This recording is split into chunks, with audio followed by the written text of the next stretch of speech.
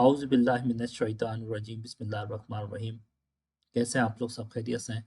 अच्छा व्यूअर्स, आज हमारी जो क्लास नंबर 9 रहेगी और हमारी आज का जो क्लास का टॉपिक है वो बहुत ही ज़्यादा इम्पोर्टेंट है।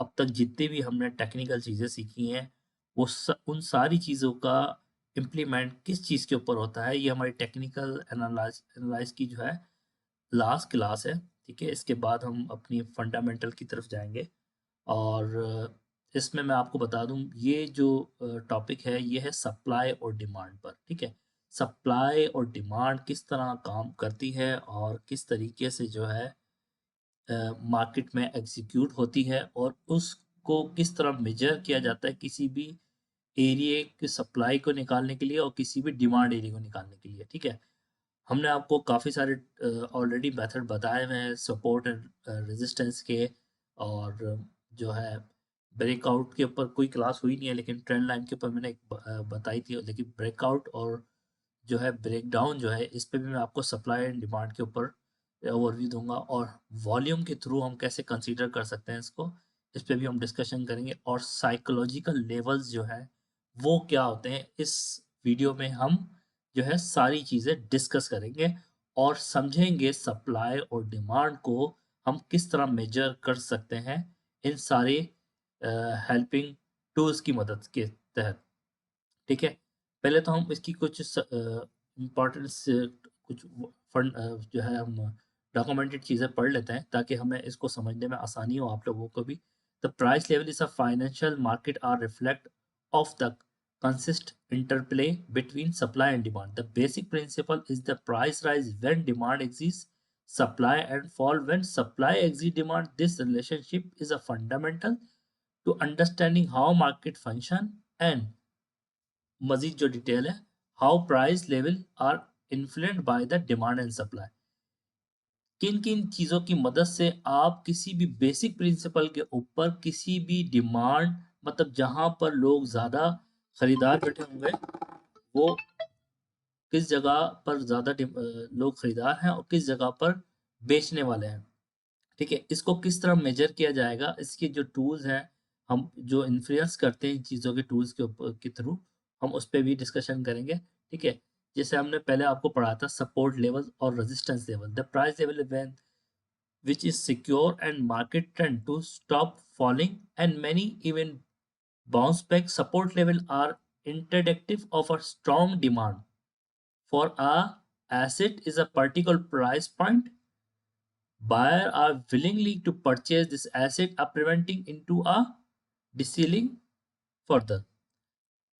सपोर्ट एरिया वो चीज होती है जहां पर खरीदार जो है गिरती मार्केट को एक एसेट को बाय करता है, डिमांड बनाता है, वहां पर खरीदारी करता है। Buying willingly to purchase this asset, उस एसेट को बायर जो है वो विलिंगली खरीदता है सपोर्ट लेवल पर। ठीक है, और उसको मेजर करने का तरीका हमारी जो प्रीवियस हिस्ट्री चार्ट की बनी होती है हम उसको देखते हुए जो है हम इस सारी चीज को देखते हैं। और रेजिस्टेंस लेवल में इसी का उलट होता है, मतलब वहां पर जहां पर मार्केट बहुत ज्यादा अपसाइड मूव कर चुकी हो और लोग सारा माल अपना जिन्होंने लो रेट पे खरीदा था बायर ने वो हाई रेट पे जाके सेल करते हैं, तो वो जो है एक रजिस्ट पॉइंट एरिया पर होता है। ठीक है, ये दो जो थे पहले हमारे जो टूल हैं इसके ऊपर सप्लाई एंड डिमांड को मेजर करते हुए हम किसी भी प्राइस को सप्लाई एंड डिमांड निकाल सकते हैं। अच्छा, ये सारी चीज़ें भी मैं चार्ट पे भी आपको सारी करके दिखाऊंगा। आज की थोड़ी क्लास लेंथी होने वाली है और बहुत इंपॉर्टेंट है, और वर्ड टू वर्ड सारी बातें समझिएगा आप। ठीक है, और इसके ऊपर आपने अगर प्रैक्टिस और समझ लिया ना इस टॉपिक को, समझे आप मार्केट की मूव को पकड़ने में बिल्कुल जो है एक्सपर्ट हो जाएंगे। अच्छा, मार्केट इक्विलिब्रियम क्या होता है? When the force of supply and demand in a balance, जब सप्लाई और डिमांड जो है बैलेंस्ड हो जाती है, मतलब ना ज्यादा बायर है ना ज्यादा सेलर है। ठीक है, जब इस तरह की फोर्स हो जाती है तो मार्केट हो जाती है इक्विलिब्रियम हो जाती है। ठीक है, the market reach to a state of equilibrium, this is the point where the quantity demanded equal the quantity supply. बात वही आगे जो मैंने आपको बताया, जब बराबर हो जाती है, इक्वल हो जाती है सप्लाई और डिमांड, तब market size result is a stable market price. Stable मतलब sideways In a technical analysis, the equilibrium point is often represent the by consolidation. Consolidation भी कहते हैं, फिर वहां पे पैटर्न्स क्रिएट होते हैं, ठीक है, कंसोलिडेशन पर पैटर्न, कंसोलिडेशन पैटर्न में फिर पैटर्न क्रिएट होता है वहां पर। उसके बाद सच रेक्टेंगल या साइडवेज चैनल किसी तरीके से भी वो आपको बिहेव करके बताता है कि मैं अब किस तरह मूव करने वाला हूँ। कभी भी जब मार्केट इक्विलिब्रियम में आती है, साइडवेज होती है, तो एक चार्ट पैटर्न की शक्ल से ही ब्रेकआउट देती है। ये हमेशा ज़हन में रखिएगा, ये पॉइंट आपको कोई नहीं बताएगा, ये बहुत मेजर चीज़ है। जब भी मार्केट साइडवेज होती है, वहां पर मार्केट कोई ना कोई पैटर्न देती है कंसोलिडेशन का, और उसको किसी तरफ जो है फेकआउट या ब्रेकआउट करती है। अच्छा, अब तीसरा पॉइंट क्या होता है सप्लाई और डिमांड को जज करने का। In an upper trend and demand for asset are continuously strong than supply, leading the higher price. Convexly, in a downtrend, supply outstrip and demand, causing a price is to decline. The trend line draw a chart help identify overall direction and strength of these trend.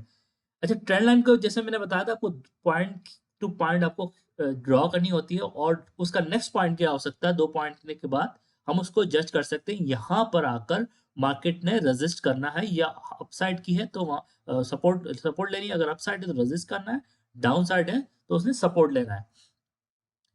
ये trend line मैं आपको पहले भी इस topic में समझा चुका हूँ, हमारे प्रीवियस वीडियो आप चेक कर लीजिएगा, उसमें आपको सारी डिटेल मिल जाएगी। ट्रेंड लाइन किस तरह की जाती है, किस तरह उसको ट्रेड किया जाता है, सारा कुछ। अच्छा, breakout and fakeout. Breakouts and fakeout acquire with the equilibrium between supply and demand is disrupted. A breakout happens when demand overwhelm supply the particular resistance level leading to the price surges. Convectively, breakdown cause when supply surpass demand at a support level, resulting in a sharp price decline. Breakout या breakdown तब होता है जब कभी supply उसकी supply पूरी खत्म हो जाती है, कंसोलिडेट हो जाती है, तो वो अपनी जो भी एक डिसीजन मोमेंट है वो लेती है। जब वो सरप्लस कर देती है, सारी कैलकुलेशन हो जाती है, उसके बाद वो एक डिसीजन लेती है शार्प डिक्लाइन का, या वो डाउन जा सकती है, वो शार्प अप जा सकती है, वो ब्रेकआउट करेगी मार्केट। मार्केट कभी भी एक जोन में नहीं रह सकती, मार्केट ने ब्रेकआउट करना है, चाहे वो छोटे टाइम फ्रेम पर हो, चाहे वो बिग पिक्चर पे देखें। किसी भी एसेट की बात कर लें आप, हर एसेट में ऐसा ही होता है। अच्छा, वॉल्यूम एनालाइज। अच्छा, वॉल्यूम वॉल्यूम एनालाइज की अभी तक हमारी कोई क्लास हुई नहीं है, मैं आपको सारी जो वॉल्यूम को एनालाइज किस तरह करते हैं मैं आपको समझाता हूँ सारी चीज़ें। अच्छा, वॉल्यूम एनालाइज के अंदर कुछ 2 थ्योरी हैं। वॉल्यूम एनालाइज जो है, जो स्टॉक मार्केट है उसके अंदर डिफरेंट तरीके से बिहेव करती है, और जो फॉरेक्स और गोल्ड की मार्केट है उसमें थोड़ा से डिफरेंट नेचर होती है वॉल्यूम एनालाइज करने की, ठीक है। उस पर मैं आगे बात करूंगा, आपको समझाऊंगा भी। The volume the number of shares or contract rate is a key factor in a demanding strength in the price movement, and increased volume during a upward price movement suggests strong demand. ये कहना मतलब है जब price जो volume अगर increase हो और price up जा रही हो तो स्ट्रॉन्ग डिमांड है, ठीक है। ये जो डेफिनेशन है ये स्टॉक मार्केट के लिए तो ठीक है, ठीक है, लेकिन फॉरेक्स मार्केट या गोल्ड मार्केट के लिए सुटेबल नहीं है। वो उसकी मैं वजह आपको बताऊंगा। Willing to increase the volume during the downward moment indicate strong selling pressure. Volume analyse helps to trade due to substitutably of the price trend. जब मार्केट का प्राइस जो है जो जो वॉल्यूम डिक्रीज होने लगे और प्राइस जो है सेलिंग प्रेशर बनाए, तो मार्केट गिरती है, क्योंकि वहां पे बायर नहीं बैठा हो, तो बायर खरीदने में इंटरेस्ट नहीं देता, सेलर सेल कर चुके होते, तो मार्केट एक शार्पली सेलिंग प्रेशर दिखाती है और डाउन ट्रेंड में कन्वर्ट हो जाती है मार्केट। तो ये वॉल्यूम वॉल्यूम एनालाइज करते हुए आप किस तरह सप्लाई एंड डिमांड को जज कर सकते हैं, और कोई भी ट्रेड को एग्जीक्यूट किस तरह किस ये सारी चीजें कंफर्मेशन के लिए होती हैं। Break down, trend line, resistance, supports, volume analyse, ठीक है। अब साइकोलॉजिकल लेवल क्या चीज होती है, कंटेन द प्राइस लेवल में hold psychologically sufficient for market particular. For example, roundabout historical high and lows may attract attention and impact behavior of a buyer and seller. These levels can act as an area of both in supply and demand. जो market देखें, जब एक सारे दिन की अगर market देखते हैं, एक दिन की कैंडल देखते हैं, ठीक है, आप देखते हैं सुबह मार्केट ओपन होती है, एक नीचे बॉटम पे होती है, किसी ओपन प्राइस पे होती है। फिर वो मार्केट एक अपसाइड मूव लेती है, जो कि प्रीवियस डे का एक मूव होता है, वहाँ तक साइकोलॉजिकल लेवल हम उसे कहते हैं, जो लास्ट दिन की जो हाई मूवमेंट होती है, हम उसको जज करते हुए हम अपना जो है उस दिन का टॉप निकाल के एक हम अच्छी डिमांड और सप्लाई को जो है अटेंशन देते हैं, वहाँ पे इम्पैक्ट करते हैं, वहाँ पे हम जो है लो और हाईस के ऊपर हमारी जो ट्रेड्स हैं वहाँ एग्जीक्यूट करते हैं साइकोलॉजिकल लेवल के तहत।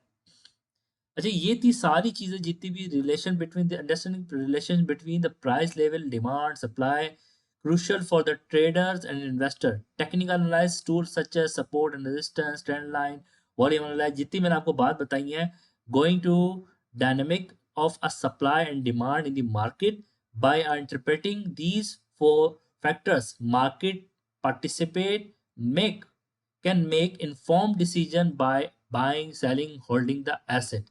ठीक है, ये सारी चीजें समझ के हम कोई भी किसी भी स्टॉक किसी भी ट्रेड मार्केट को एनालाइज करते हुए समझते हुए जो है इन सारी चीज़ों को जज करते हुए सेलिंग या बाइंग या होल्डिंग एसेट, हम होल्ड रखना है, ट्रेड को क्लोज करना है, कहाँ टेक प्रॉफिट लेना है, इन सारी चीज़ों को जब हम अंडरस्टैंड कर लेंगे तो आप कोई भी ट्रेड जो है जल्दी बंद नहीं करेंगे प्रॉफिट में। अगर आप किसी ट्रेड में अटक गए हैं तो उसका प्रॉपर एक डिमांड एंड सप्लाई एक एरिया ऐसा निकाल के आप उसके ऊपर अपने जो कैपिटल के ऊपर रिस्क मैनेजमेंट करते हुए एक स्टॉप लॉस बना सकते हैं। इन सारी चीज़ों को सीखने के बाद समझने से आप एक ऐसे ट्रेडर बन जाते हैं जिसको किसी से कोई चीज़ पूछने की ज़रूरत नहीं है। ये समझें कि ये किंग ऑफ टूल है, ठीक है? ट्रेडिंग के सारी जो चीज़ बताई है मैंने, ब्रेकआउट ट्रेंड लाइंस और मार्केट की रेजिस्टेंस सपोर्ट, ठीक है? इन सिर्फ सिंपल चीज़ों को आप सीख गए ना, ये सारी थोड़ी-सी स्ट्रैटेजी इनको मिक्स करके आपने ट्रेड की, ठीक है? ये स्ट्रैटेजीज़ नहीं है, ये टूल्स हैं, ठीक है? इन सारे टूल्स को फॉलो करते हुए आप कोई भी एक्शन लेंगे ना, आई कैन गारंटीड यू कि आप 90% सक्सेसफुल ट्रेडर होंगे। मतलब आप 10% जो है गलती कर सकेंगे और 90% जो है आप हमेशा सही होंगे। किसी भी स्टॉक मार्केट में किसी भी जगह से। अगर आप में इमोशंस नहीं है, आपके अंदर कोई ऐसी कोई इश्यूज़ नहीं है, जिस तरह साइकोलॉजिकल बिहेवियर आपका अच्छा है, तो आप इसके ऊपर जो है बहुत अच्छी तरीके से इससे ट्रेड कर सकते हैं। ठीक है? अब हम सारी चीज़ों को थोड़ा-थोड़ा ओवरव्यू कर लेते हैं। सपोर्ट एंड रेजिस्टेंस भी हो गई और सारी चीज़ों को मैं आपको बताता हूँ। हमारे चार्ट पे चलते हैं। अच्छा, ये आपने चार्ट पे देख रहे होंगे, ये 2 चीज़ें शो कर रहा है। ये एक है ऑरेंज बॉक्स, एक है ये ब्लू बॉक्स, ठीक है? ये एक हाई जो है सप्लाई एरिया है और ये हाई डिमांड एरिया है, ठीक है? जब डिमांड एरिया में मार्केट आती है, लोग बाइंग करते हैं और जब सप्लाई एरिया में जाती है, तो वहाँ पर सेलिंग होती है, ठीक है? और ट्रेंड लाइन जैसे मैंने बताया था आपको 2 पॉइंट से ड्रॉ करते हैं आप 2 पॉइंट से, ठीक है? आपको इतने के पॉइंट मिल जाए कोई ट्रेड करने के लिए, ये ट्रेंड लाइन भी ड्रॉ है हमारी, ठीक है? अच्छा, अब इसके ऊपर हम अप्लाई कर देते हैं जो हमारे वॉल्यूम होते हैं, वॉल्यूम को भी मैं अप्लाई कर देता हूँ। वॉल्यूम किस तरह हम इसके ऊपर जज करते हैं, ये भी हम डिस्कशन करेंगे इसके ऊपर, ठीक है? और इसके अलावा मार्केट इक्विलिब्रियम हो गया और ब्रेकआउट एंड फेकआउट्स, वॉल्यूम एनालाइज और साइकोलॉजिकल लेवल, ठीक है? साइकोलॉजिकल लेवल एक ये जो एरिया है ना, ये अगर आप 15 मिनट के टाइम फ्रेम पर है, इस एरिया के अंदर ये समझे अभी तक मार्केट इनडिसीजन मोड में एक बड़े एक्शन लेने के लिए, ठीक है? अगर आप छोटे टाइम फ्रेम पे इसको चले जाएंगे, शिफ्ट हो जाएंगे, तो आपको बिल्कुल जो है स्कैल्पिंग के अंदर मदद होगी इसमें, ठीक है? अभी मार्केट एक साइडवेज जोन के एरिया के करीब आ चुकी है, ठीक है? ये एक एरिया ऑफ इंटरेस्ट है जहां पर सप्लाई और डिमांड बराबर है, ठीक है? Market can be reverse from here to down, ठीक है? इस चीज को समझना जरूरी है। ये एक वो बीच का एरिया है जहां पर यहाँ पर सप्लाई भी थी और नीचे यहाँ डिमांड भी थी, ठीक है? अभी डिमांड वाले भी बैठे हुए हैं और सप्लाई वाले भी बैठे हुए हैं। इन दोनों ने अभी कोई डिसीजन नहीं लिया इस मूव को चेंज करने के लिए कि ये मजीद हम इसको अपसाइड ले जाएं या इनको मार्केट को डाउन साइड ले जाएं। ये डिसीजन मेकिंग होगी तब जब इसकी सप्लाई और डिमांड जिस तरह इस जोन में जो चल रही है, मार्केट इस साइडवेज जोन में चल रही है, तो ये बड़ी पिक्चर की बात कर रहा हूँ मैं, छोटी पिक्चर नहीं है ये। तो उसके ऊपर फिर एक्शन जो है, ये ज़्यादातर एक्शन मार्केट के मार्केट के बड़ी न्यूज़ पर, एफएमसी पर, सीपीआई पर, इस तरह की बड़ी न्यूज़ के ऊपर जो है डिसीजन मेकिंग की जाती है बड़े प्लेयर की तरफ से, मार्केट मेकर की तरफ से। अच्छा, मार्केट मेकर क्या होते हैं वो भी हम इंशाल्लाह आगे डिस्कशन करेंगे, इसके ऊपर भी डिटेल हम आपको सारी चीज़ समझाएँगे। अच्छा, इसमें 2 चीज़ हो गई। अच्छा, वॉल्यूम के ऊपर मैं आपको बता दूँ, अब आप ये देख सकते हैं वॉल्यूम जो है, मार्केट ने एक डाउन ट्रेंड लिया, एक जब डाउन आई तो मार्केट ने बाइंग हुई, यहाँ पे फिर बाइंग हुई, ठीक है? मार्केट थोड़ी-सी पंप की, फिर मार्केट डंप हुई, फिर बाइंग हुई, ठीक है? ये एरिया ऑफ डिमांड है, ठीक है? डिमांड एरिया में लोग बाय किए जा रहे हैं, डिमांड एरिया में लोग बाय किए जा रहे हैं। फिर मार्केट डाउन आई, फिर लोगों ने थोड़ी-सी अपनी बाइंग की। लेकिन इस दफ़ा बाइंग इतनी नहीं हुई और आप देखें ना वॉल्यूम जो है श्रिंक होते जा रहे हैं, कम होते जा रहे हैं। ठीक है, जब मार्केट में वॉल्यूम कम होते हैं, तो मार्केट मेकर क्या करते हैं, एक मैनिपुलेटेड मूव कर लाते हैं अपसाइड की और लोगों को लिक्विडेट करके एकदम से डाउन ट्रेंड की जो है विक लगा देता है। मतलब वो डिसीजन ले लेता है, ठीक है? और वॉल्यूम जब भी डिक्रीज़ होता है और प्राइस अप जा रही है। अब अगर स्टॉक में देखेंगे, अब अगर आपको वॉल्यूम डिक्रीज़ लग रहा है तो स्टॉक प्राइस जो है वो भी नीचे आता है। लेकिन ऐसे एसेट्स पे जो गोल्ड एसेट्स हैं या करेंसी एसेट होते हैं उनमें मोस्ट ऑफ द टाइम जो वॉल्यूम जब डिक्रीज़ होता है तो प्राइस जो है वो भी डिक्रीज़ होता है। यहाँ पे प्राइस देख रहे हैं आप अपसाइड मूव कर रहा है। ठीक है? क्यों? मार्केट मेकरों को यहाँ से जो शॉर्ट करके ऊपर से बैठे हैं लोग, उनको एग्ज़िट करानी है और एक हैंडसम जो है ड्रॉप लगाना है मार्केट का, ठीक है? ये एक बिग पिक्चर मैं आपको बता रहा हूँ, किस तरह हम वॉल्यूम को देखते हुए किसी भी बड़ी पिक्चर को डिसीज़न ले सकते हैं, इसके ऊपर ट्रेड कर सकते हैं। लॉन्ग टर्म भी कर सकते हैं, आप स्विंग ट्रेड कर सकते हैं और पोजिशनल ट्रेडिंग कर सकते हैं, जो भी हमने आपको प्रीवियस क्लास के अंदर सिखाई है टाइप ऑफ ट्रेडिंग के ऊपर। ठीक है? साइकोलॉजिकल लेवल की बात मैं करूँ तो साइकोलॉजिकल लेवल जो है वही होता है जैसे कल का अगर प्रीवियस हाई था, वही अभी भी हाई लगा हुआ, तो ये एक साइकोलॉजिकल बिहेवियर है, रेजिस्टेंस है ये के लिए की, ठीक है? तो ऐसी इसी तरह हमारी डाउन साइड पे जब कभी मार्केट आती है तो हम प्रीवियस डे की देखते हैं कि वो कहाँ तक लो बनाई थी उसने, तो हम उस बेस के ऊपर वहाँ पर एक डिमांड समझते हुए एक ऑर्डर एग्जीक्यूट करते हैं स्कैल्पिंग के लिए। तो ये बेसिक सी चीज़ें थी। ब्रेकआउट क्या है और ब्रेकडाउन क्या है, ये एक डिसीजन मोड मार्केट है। जब भी मार्केट डिसीजन ले लेगी तो ये इससे नीचे गई तो ये ब्रेक डाउन हो गई, ठीक है? इससे अपसाइड गई तो ब्रेक अप हो गई, ठीक है? ये होती है सिंपल सी ब्रेकआउट। और जो ब्रेकआउट जो होते हैं कुछ चार्ट पैटर्न्स में भी होते हैं जो हमने आपको प्रीवियस क्लास में सिखाए थे। चार्ट पैटर्न्स के ऊपर किस तरह ब्रेकआउट जो है एनालाइज़ किए जाते हैं। छोटे-छोटे टाइम फ्रेम पे भी आपको डिफरेंट तरह के चार्ट पैटर्न्स अब आपको नज़र आएँगे जिसके ऊपर आप ट्रेड कर सकते हैं। वो क्लियर पिक्चर होती है मार्केट किस तरफ जाने वाली है। आप छोटी-सी स्कैल्प के लिए ट्रेड कर सकते हैं, खुद से समझते हुए इन सारी चीज़ों को। मैं उम्मीद करता हूँ आपको मेरी सारी बातें समझ में आ रही होंगी, ठीक है? और इस सारी चीज़ नॉलेज ये सारा जो नॉलेज है जितना, ठीक है?